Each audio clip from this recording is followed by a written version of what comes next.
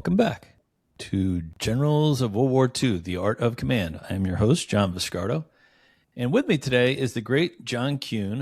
For those of you not familiar with John, he's a tremendous guest. We've had him on other podcasts. He's a professor of military history at the U.S. Army Command and General Staff College. And before we get into our episode, I have a brief disclaimer that John's going to read for us. Yeah, the views are those of the author or the speaker in this case, and don't reflect the official policy or position of the Department of the Navy, the Department of the Army, or any of the part of the federal government. Got it.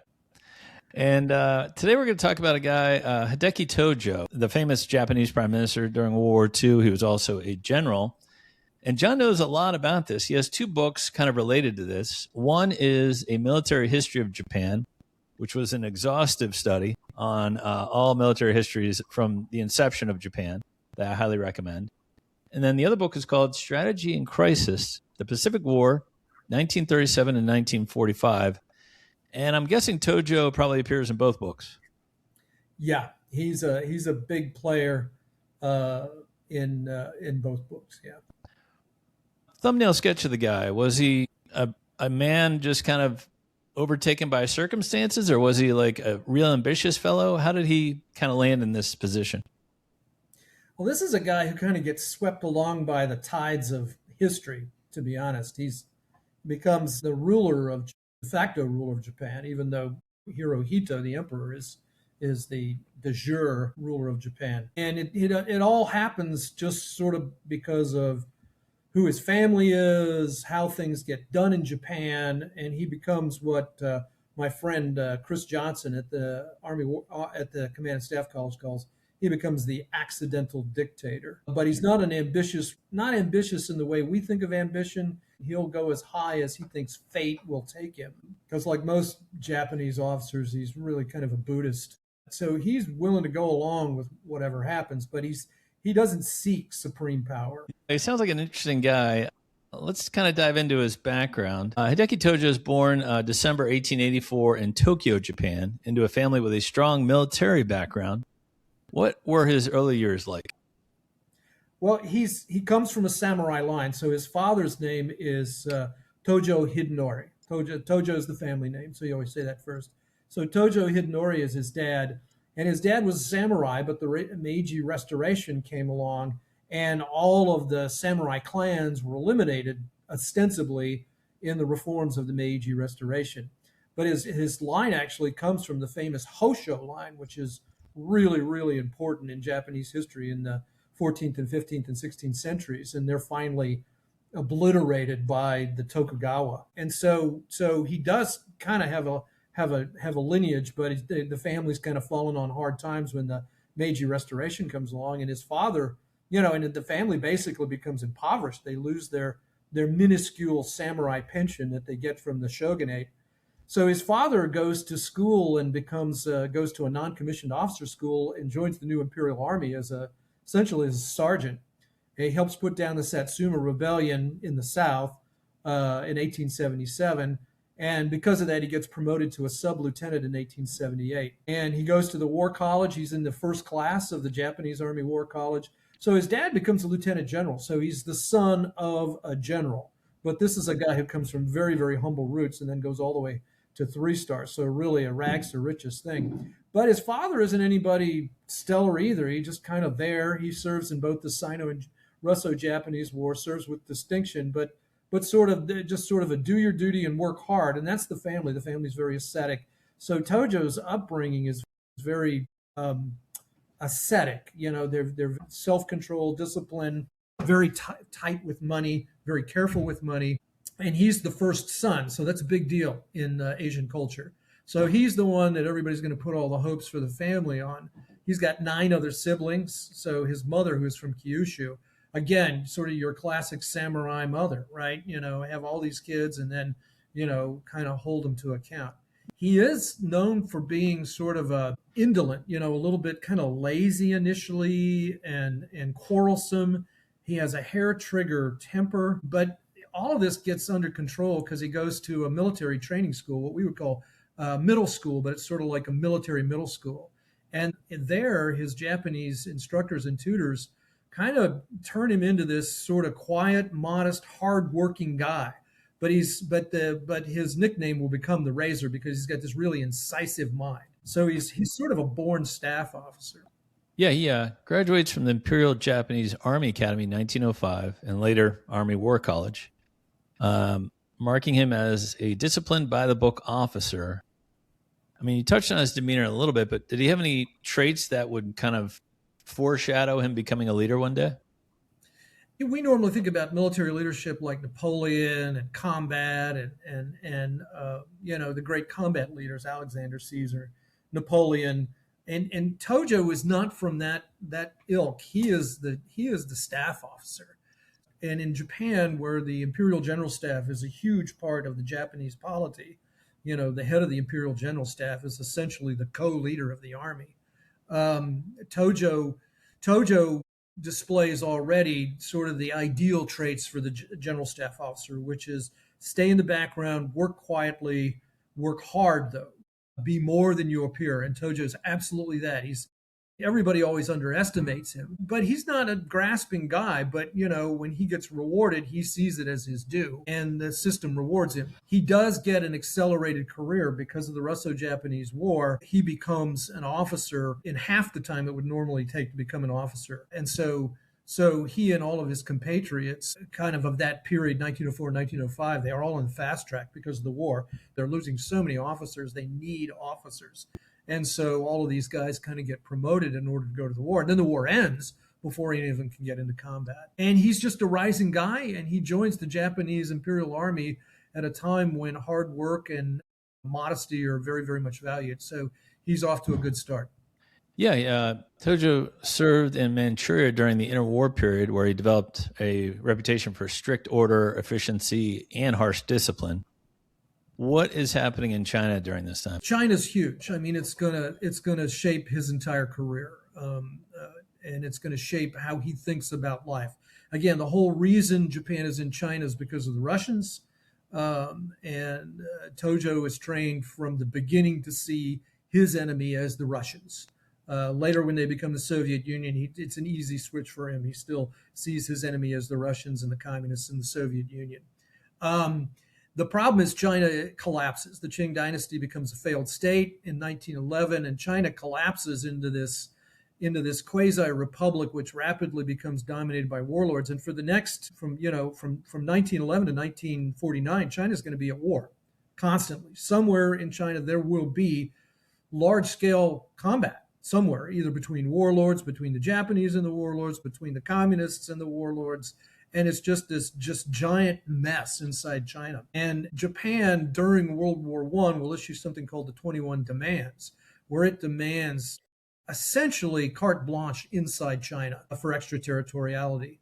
For all intents and purposes, southern Manchuria becomes Japanese dominated with the Kwantung Railroad, and the Japanese will have an army inside Manchuria, the Kwantung Army, and they'll be at odds with the local warlord in the north, the old Marshal Chang So-lin, who's an illiterate opium addict, but he's the big warlord in the north that runs into the Japanese. The Japanese will actually assassinate him, and his son will take over. And so Tojo's there in Manchuria. He's seeing all this stuff happening. Japan has all these problems with China that it needs to resolve in order to sort of realize its greatness. And Tojo gets bound up in this idea that Japan's future lies in China, not China in terms of political, cultural domination, but in terms of economic and industrial domination. So there's these guys in Japan, and they become a faction. And the Japanese army divides into two factions after World War I and after the horrible catastrophe in Siberia. The Japanese intervene into the Soviet, the Russian Revolution, Russian Civil War, and the communists and the Reds kick their butts in Siberia, chase them out of Siberia into Manchuria and all the way to Korea. And the Japanese army sort of breaks into these two factions. One faction is a modernist faction, and that's the faction Tojo is in. And they're really the moderates. The other faction is these extreme guys, more like the Nazis. We're going to have this large conscript army that's going to subdue all of Asia under Japanese domination, and will rely on the Japanese spirit, not so much on modern weapons and modern Western thinking. But Tojo is not that guy. He's very Western oriented in terms of his thinking about warfare. He's in the control faction, and these two factions hate each other. They murder each other. They assassinate each other. But the bone of contention between them is this failed state in China. Nobody ever knows who the Chinese government is, and there really won't be a government of China until Chiang Kai-shek comes to the fore, and even he doesn't run most of China. China's still very much under the warlords all the way until World War II begins in 1937.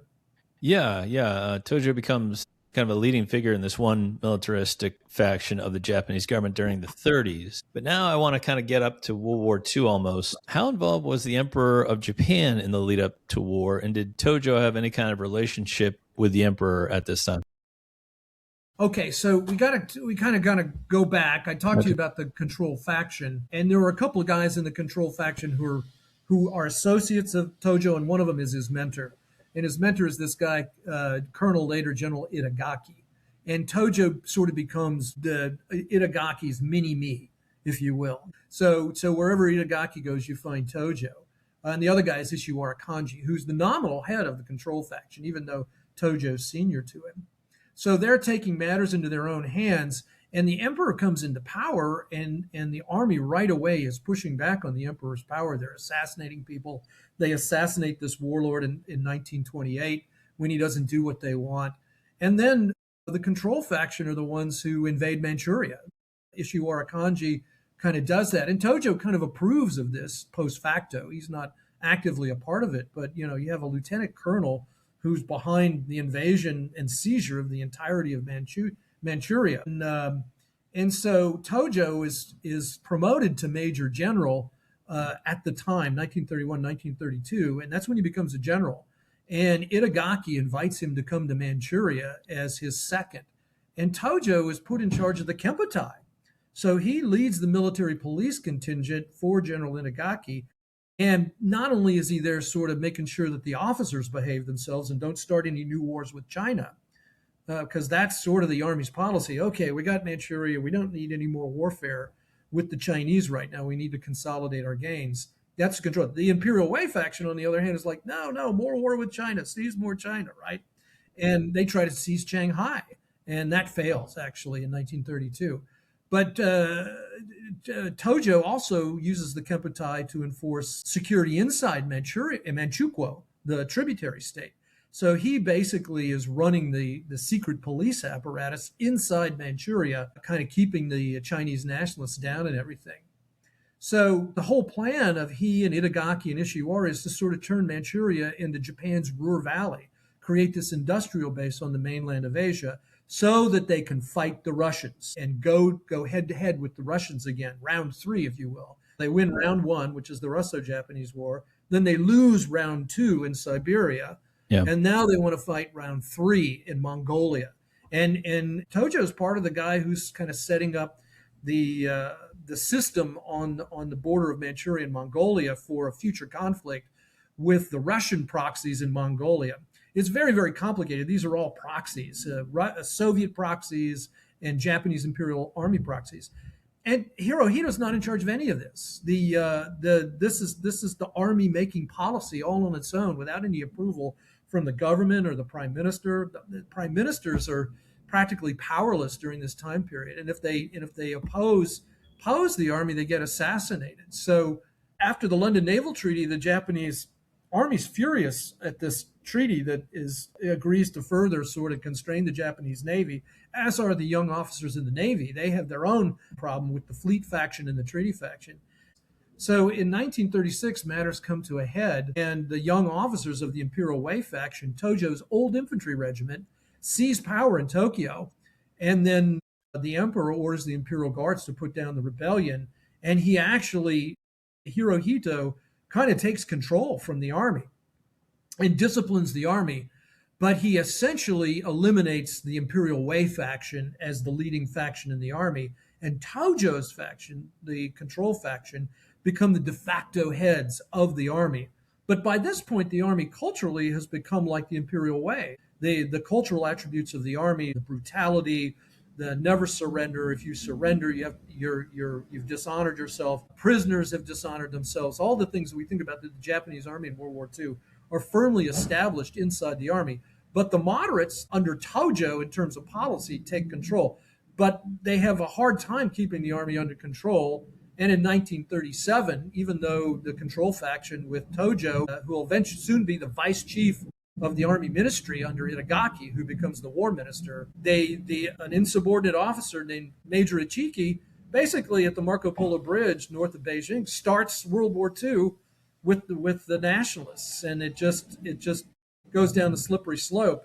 Sort of the accidental war leads to the accidental dictator.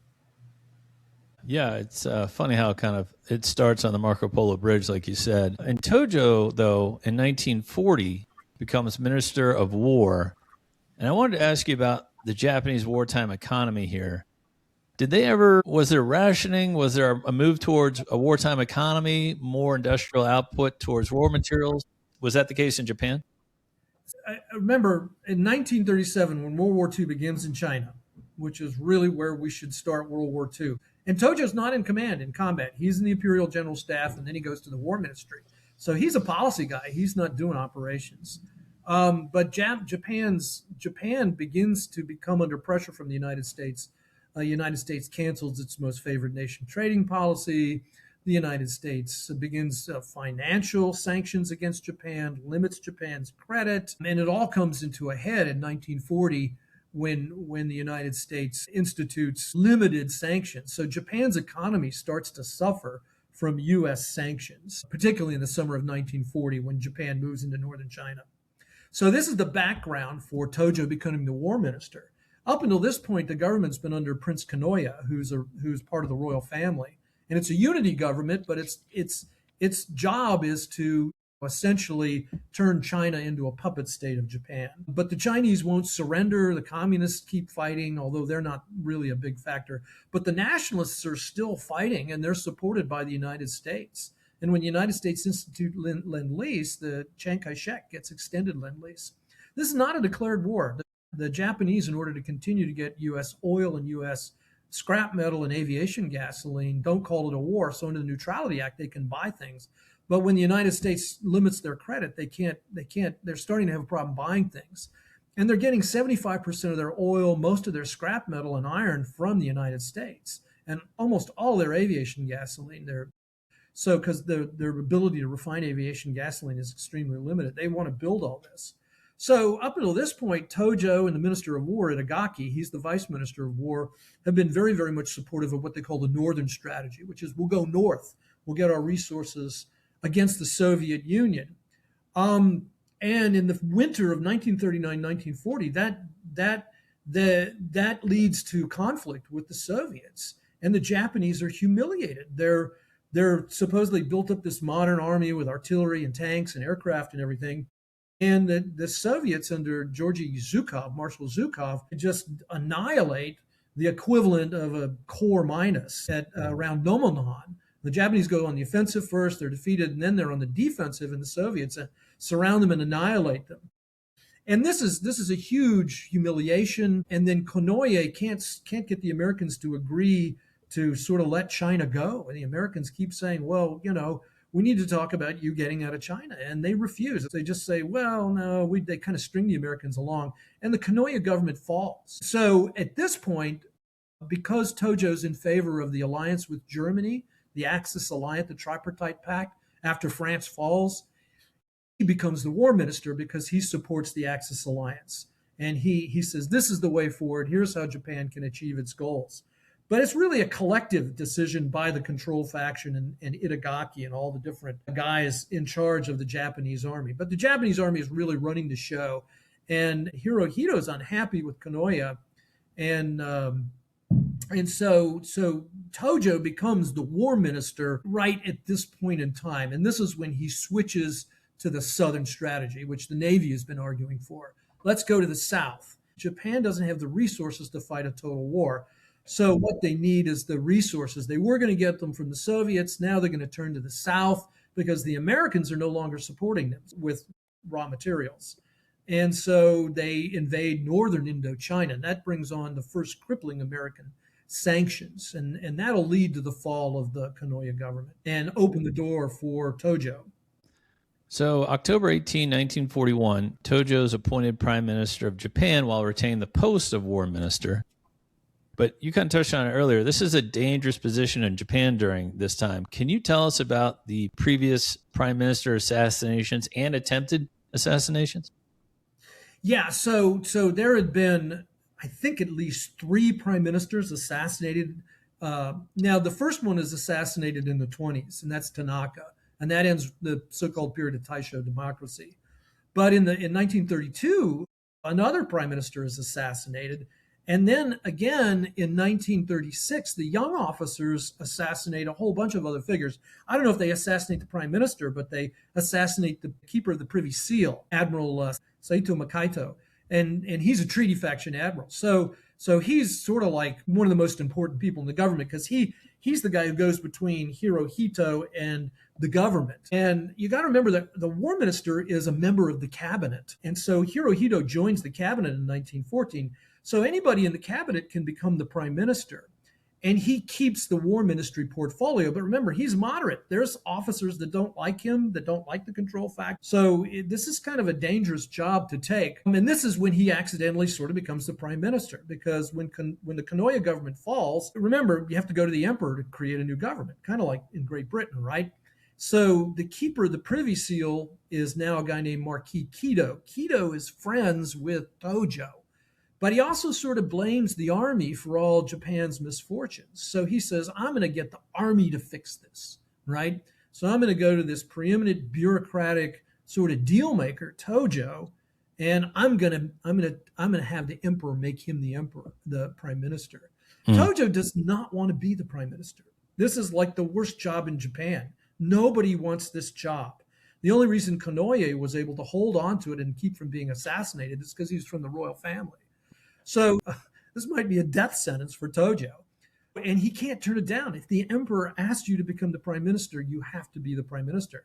But this all facades that the military isn't in charge of the Japanese government go away. Tojo is now holding two of the most important portfolios in the cabinet, and he essentially becomes the supreme leader underneath the emperor. But he doesn't want the job, so now he's in charge. Now what do you do, right? Well, that's what I was going to ask you. You know, he's prime minister now, and he oversees the decision to go to war against the United States and the Allies, including the attack on Pearl Harbor in December 1941. So my question is, was this his decision, or was he pressured into war by the war hawks in the Japanese government? So once he makes the Southern decision for the Southern strategy, which once he becomes prime minister, he's already switched to the Southern strategy. He makes a famous speech, I think, in 1938, where he says, "Yeah, we're going to have to kind of realize our destiny and everything." Up until this point, he hasn't made too much. Nobody really knows where he stands on these things. And then, when he's the vice war minister, he kind of comes out and says, "I kind of support Japan's path to greatness and to dominating Asia. And we're going to liberate all these Asian nations from these colonial powers." So that's always in the cards to kind of do that. But with the fall of France, the militarists inside the Japanese polity, both in the Navy, in the fleet faction, and in the army, see, okay, well, this is our chance, and we're going to go south. We'll seize northern Indochina. That'll help us cut off Lend-Lease to the Chinese. Eventually, we're going to have to close down Hong Kong and shut off Lend-Lease going through Hong Kong to Chiang Kai-shek's armies. So this is all the strategy to win the war, is to cut off all the American aid that's keeping China in the war. Now, the American aid isn't that significant, but it's keeping Chiang Kai-shek from surrendering. So Chiang Kai-shek keeps pulling back. In fact, Tojo says, you know what, we just need to create a new government of China that's a puppet government. They'll do that, but it's never popular or effective. It doesn't control anywhere outside where there are Japanese soldiers. So Tojo says, well, we've got to just convince Chiang Kai-shek to kind of throw in the towel. But at the same time, in doing this, he antagonizes the United States. So that's the strategy to win the war, is to get China to throw in the towel, right? And it's really kind of a hopeless strategy. He almost adopts the strategy as it all kind of happens like nobody wants to go this route, but they can't see any way to go without Japan losing face and being humiliated, and for the army to be humiliated. So when the Navy comes up with this crazy plan to attack the United States in order to seize the resources, they're going to attack the Dutch, the British, and take what they want from the French and the Thailand government. That's already in the cards for this plan. But when the Navy says, listen, in order to do this, we need to eliminate the ability of the United States to interfere, Tojo says, okay, you guys in the Navy know what you're doing. Go ahead and attack the United States.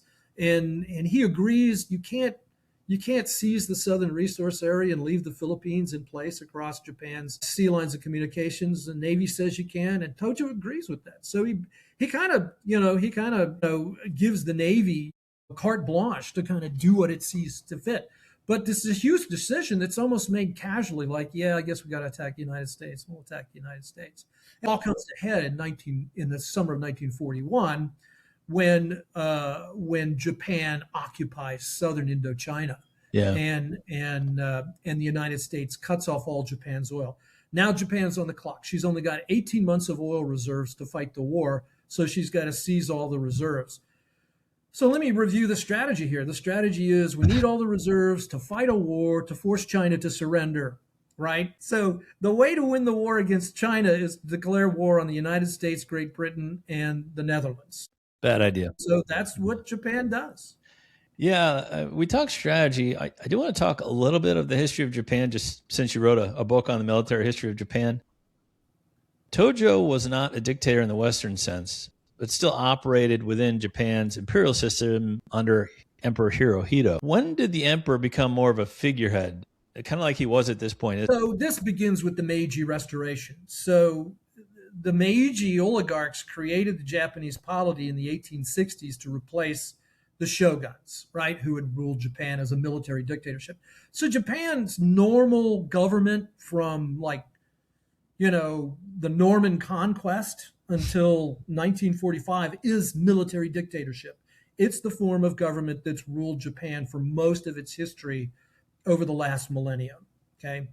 But the Meiji oligarchs want something better than that. They replace the military dictatorship with constitutional monarchy, but it's an imperial monarchy, more on the German model than on the British model. And the emperor is not really, he's more a figurehead. But the idea is who's going to run the government is going to be a cabinet ministry led by a prime minister with political parties. When this system starts to take Japan's army's privileged place in the imperial rescript away from the army rebels against it, and they essentially do away with imperial constitutional monarchy and subvert the cabinet prime ministerial system. So in 1937, when the war begins, they create this thing called the Supreme Council for the Direction of the War.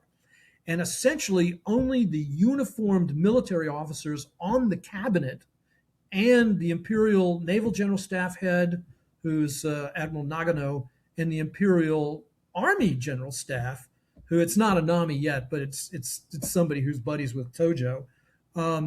They become part of that. And so the guys running Japan in 1941 are the Imperial Council for the Direction of the War. And Tojo holds he ends up holding most of the portfolios in the cabinet. So he essentially becomes, because of this screwed up system, he becomes the de facto dictator. He doesn't want to. I mean, he didn't want to be prime minister. He didn't want to be the army minister, to be honest with you. So he sort of becomes the guy. But once he does, typical Japanese samurai, okay, I'm going to do my duty to the emperor. But the emperor's power is very, very limited. And the emperor they come to him with these crazy decisions, and the emperor only has two responses he can make. Yes, do it, or no, come back to me with another decision. So what you get stuck with is this. They kind of keep doing what they're doing until they come up with an idea that the emperor approves. But the emperor, he's kind of command by negation. No, I don't like that. Well, if the emperor doesn't like their solution, they just kind of keep doing what they're doing, which in 1941 is fighting a war in China. Yeah, and things start off well. Japan has some early wartime successes, but that's followed by major defeats. And by 1944, military setbacks severely weaken Tojo's position. So I guess two questions. Why did Japan start to lose the war, and why does Tojo get all the blame, it sounds like? We give him all the blame. So let's talk about the Americans for a second here. Americans like to personalize their enemies, right? Tojo was Hitler, Tojo was Mussolini, not Hirohito. Hirohito doesn't fit the mold. He's this quiet young marine biologist who he'll dress up in a uniform and he'll let himself be used for propaganda purposes. But he himself is worried about being replaced by his brother. So he can be replaced too. Emperors can be sidelined as well. His predecessor had sort of been sidelined. And Hirohito knows in the past, emperors have been fired, they've been exiled. Assassinating emperors isn't really done, but he can be replaced by his brother. So he's worried about that. So he kind of goes along to get along. But Tojo's, Americans like to think of Tojo as a dictator, but he is sort of running. He's the guy at the top of this pyramid, but the pyramid is flat. It's all these collective leaders in the army and the navy who are running things with the emperor just kind of nodding. You guys, could you please make this stop? Well, in Japan, the emperor is a godlike figure, so you can't really blame the god, can you? You have to blame the minister and the government. Right. So in Japanese culture, the failures all belong to who's ever in charge of the army and the navy. The army and the navy have failed the emperor. And that's why all these guys are committing suicide, because they failed the emperor. The emperor's unhappy with them. But Tojo's in charge from 41 to 44. Initially, the Southern resource strategy works. Pearl Harbor works. They get to seize the resources. Unfortunately for them, though, the only way to get all the resources to Japan or to Manchuria, where they're trying to develop an industrial base, is via the ocean, via shipping. They have the third or either the second or the third largest merchant marine in the world. And when the war expands in 1941, they seize another million or so tons of shipping. So they have over 7 million tons of shipping. The shipping is owned by the Japanese government, by the Japanese state. They wear uniforms. They're not merchant marine or corporately owned. They really belong to the Japanese state.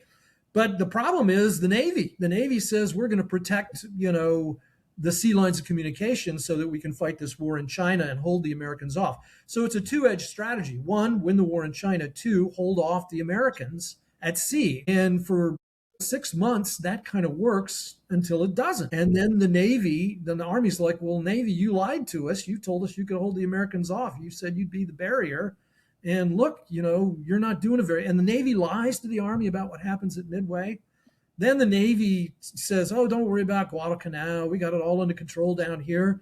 And then all of a sudden, the Navy is asking the Army, hey, could you lend us some pilots and some airplanes and everything? Because we're like running out of airplanes down here and we're sort of running out of ships and the United States isn't going away. And Tojo's like, what are you doing? And they start to draw these lines, must hold lines. So they have the Supreme Council for the Direction of the War has these must hold lines. And they talk about them in all the signals intelligence that we're reading. So we'll know the Japanese will say, well, this is no longer behind the must hold line. So we don't care if the Americans take it. And they start to move this thing back.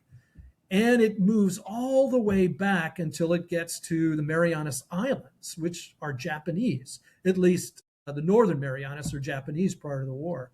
And so now it's must hold. And so Tojo stakes all of his political capital on holding the Marianas. And the Navy, of course, tells him, don't worry, this is going to be the big decisive battle. We'll take care of you. We'll defeat the U.S. Navy once and for all. Yeah. And of course, they get the big decisive battle. The Japanese Navy is defeated once and for all.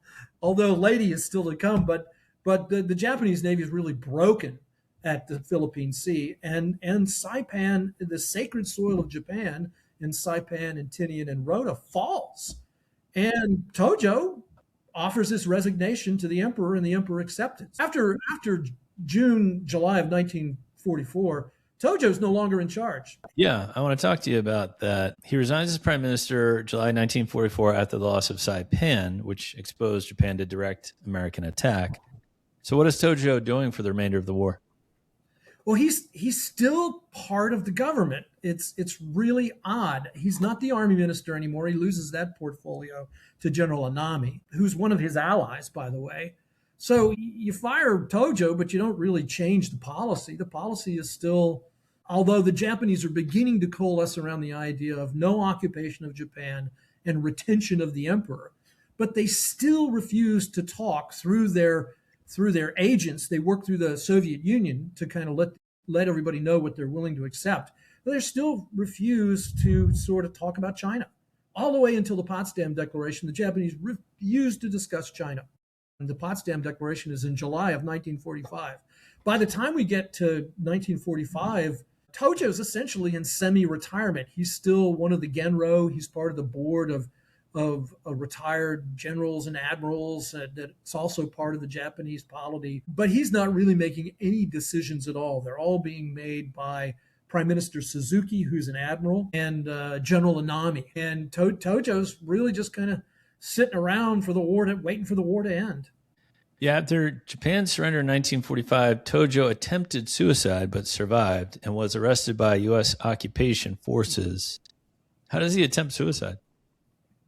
Okay, so once the emperor accepts the Potsdam Declaration, he doesn't use the word surrender. So now the emperor does take control. What eventually happens is the emperor says, I've had enough. I'm taking control. I'm going to accept the Potsdam Day. And there's a coup against him, which, again, the Imperial Guards put down. It's by the Imperial Guards, but it's put down by the Imperial Guards. And the emperor accepts the Potsdam Declaration.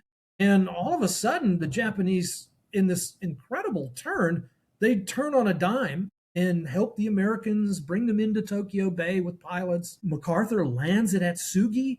You know, the Japanese could have assassinated him easily. And so all of a sudden, American military police are looking for Tojo because the Americans have turned Tojo into Hitler. So the first thing they got to do is grab Tojo. So they show up at his house and he leans out the window and he goes, hey guys, let me pack. And they go, okay, we'll wait. And he goes in the back room and he shoots himself in the heart, or he thinks he shoots himself in the heart. He actually misses all the major things that probably could have killed him, but he is bleeding badly. So they break down the door, they go back, and he's bleeding to death. And a Japanese doctor gets there and he's like, he's done. He's going to die, you know. Better for everybody that he just dies. Not the Americans. They rush and they find an American army doctor. And he comes in, he's like, well, I guess I'm a doctor. I guess I got to save this guy. And he saves Tojo's life so that he can be tried as a war criminal. Absolutely amazing. Yeah, well, you read all these stories about Japanese officers committing hara-kiri, and then this guy shoots himself and can't do it. Yeah. No, because remember, he's not really a combat veteran. I don't know if anybody had ever fired a shot in anger. Yeah. He is tried by the International Military Tribunal for the Far East and convicted of war crimes.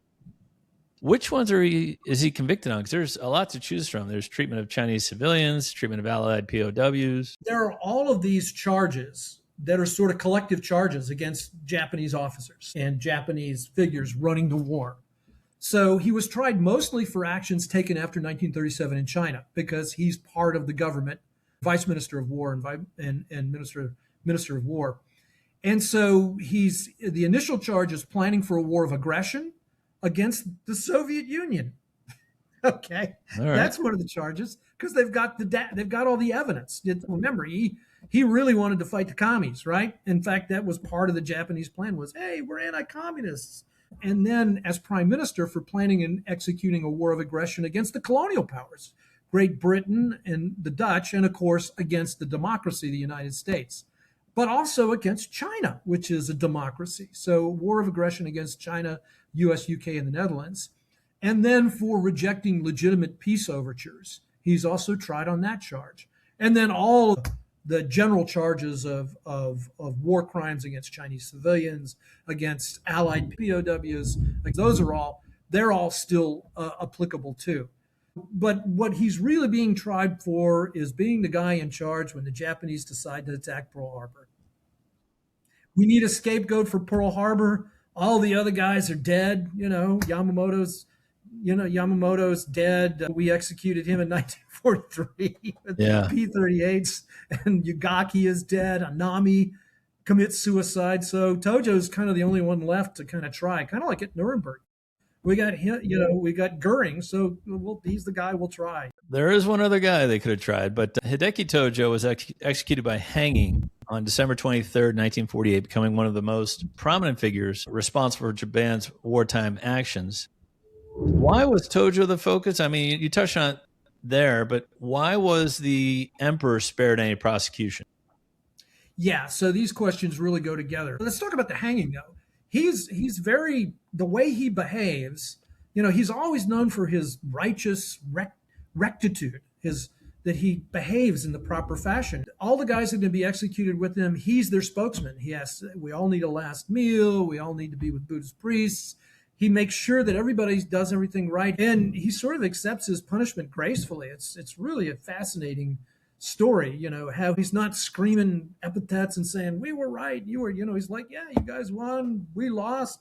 But he takes care of his fellow prisoners all the way up to the end. It's his efforts in behalf of the other people that are going to be executed are, they're just like, man, you know, this guy is so complicated. I don't understand him. But again, yeah, he's the guy that's going to take the fall. Now, the emperor, that has to do with MacArthur and especially General Bonner Fellers. When MacArthur gets there, the Allies haven't made a deal to keep the emperor. They could still depose the emperor and replace him completely. But General Fellers says, listen, you know, if we replace the emperor, we might have this gigantic counterinsurgency operation on our hands. Most of the Japanese armies are still in the field, right? They haven't surrendered or been completely processed. They're starting to surrender, but nobody's really sure if they're going to continue to surrender if we depose the emperor. And Fellers is like, whatever we do, we don't want to depose the emperor right away. Let's wait till we get all the armies surrendered. The more MacArthur thinks about it, and the more Fellers and his compatriots think about it, it's like, now if we leave the emperor in place, we can sort of keep things together here while we sort of rebuild Japanese democracy from the ground up. And, you know, the emperor is the guy who surrendered. He's the one who made the decision, right? Kind of like Dönitz. Dönitz surrenders. Is Dönitz executed? No. Left in charge of the government? No. No, he's tried as a war criminal. But you're right. You need that peacetime transition, and the emperor helps with that. Yeah. So most scholars agree it's the correct decision. And most political historians, diplomatic historians, and even political scientists agree, yeah, leaving Hirohito in place was not only magnanimous, not trying him and executing him as a war criminal was probably a good decision, but leaving him there for the next, 40 years was bad. The imperial institution was a part of this whole thing, and not punishing Hirohito. His powers, such as they are very much scaled back. After the war, as emperor, he really has no political power at all. Just becomes sort of he becomes like the British monarchy, sort of this figurehead. Well, it's interesting to me when studying for this episode that Japan had far more prosecutions of war crimes at all levels, while the Nuremberg prosecution mostly focused at the top levels of the Nazi regime.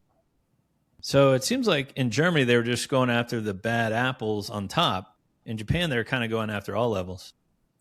Yeah, the Americans really felt like Japan was the guilty party here more than Germany, to be honest. Okay, although, you know, the stories are starting to come back from Germany about how horrible Germany was. Japan's actually responsible for more civilians' death than the Nazis are. I mean, from 1937 to 1945, they are just killing, starving, mismanaged. And it's not just in China, it's all over Asia. Tens of millions of Asians die because of what the Japanese and Tojo and his ilk and the militarists are doing in Japan. So in some sense, the United States is right to be more broad, but the great irony here is in kind of front loading the prosecutions and then basically saying, okay, that's it, we're not going to do any more of this. We sort of let Japan off the hook. And so the great irony of the war with Japan is that Japanese people never really come to grips. And the Japanese themselves have had an exciting debate over this about how they teach the history of the war. And in the 60s and 70s, there was this huge deal. A historian named Ianagi wrote about the Pacific War and saying, hey, this was a horrible war and we were guilty, and Japanese people kind of supported this, and we all need to accept the collective guilt. And we've seen it in the past 30, 40 years, you know, as right-wing prime ministers have gone to Yasukuni, there have been protests in Japan against it, never mind in Korea and China, which are and the Philippines for that matter. Every nation in Asia that was touched by Japan should post a protest whenever a prime minister goes to Yasukuni. So they're right. Yeah.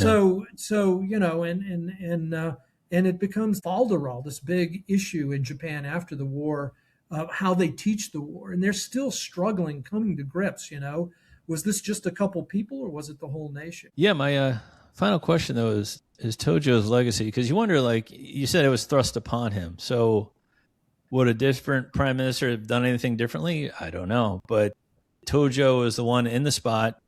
They made their decisions. It leads to pretty much economic and total ruin of the country. So I can't find a real positive legacy for him, but I don't know. What's your thought on Tojo?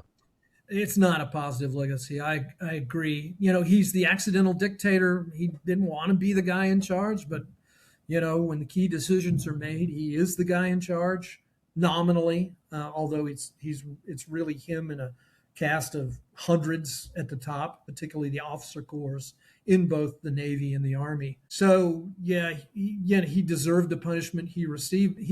His legacy was unequal to the task, but then again, very few people in Japan were equal to the task.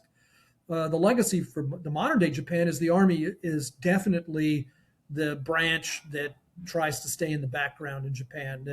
The Army's service in the war is regarded as humiliating and shameful.